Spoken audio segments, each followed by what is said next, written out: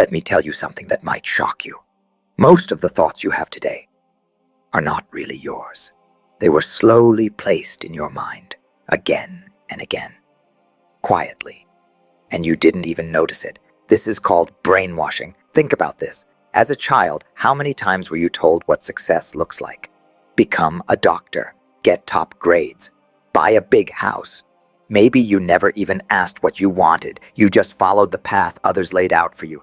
Not because you believed it deeply, but because everyone around you did. That's how it begins. Repetition, pressure, silence. Brainwashing means someone replaces your real thoughts with their own. They don't need to hurt you. They don't need to lock you up. They just need your mind and your trust. It happens when someone keeps repeating ideas, cuts you off from others, and plays with your feelings. In time, you stop thinking for yourself. You begin to see life through their eyes, not yours. The first method is isolation.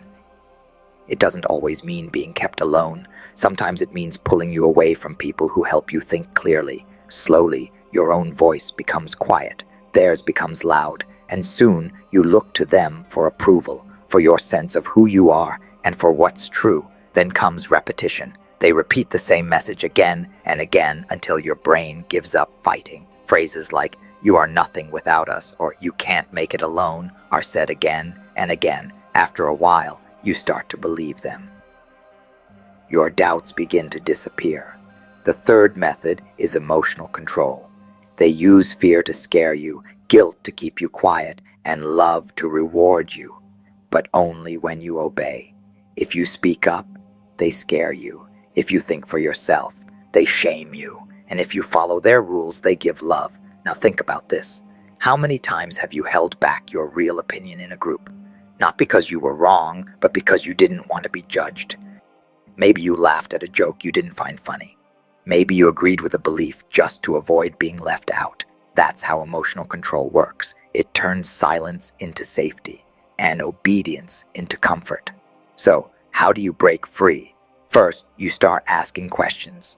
Look at each belief you hold and ask yourself, where did I get this idea? Who gave it to me? What do they want from it? If the belief brings fear, guilt, or shame, it's not your belief. It's programming. Next, open your mind to new ideas. Listen to other people. Read different thoughts. Watch new things. You don't have to agree. Just remind yourself, your mind is your own. You have the right to think differently. Then, spend time alone. No phone, no noise. Just you and your thoughts. Let your real voice come back. It's still there, just covered up by years of other people's words and noise. You were not born to be weak. You were not born to obey.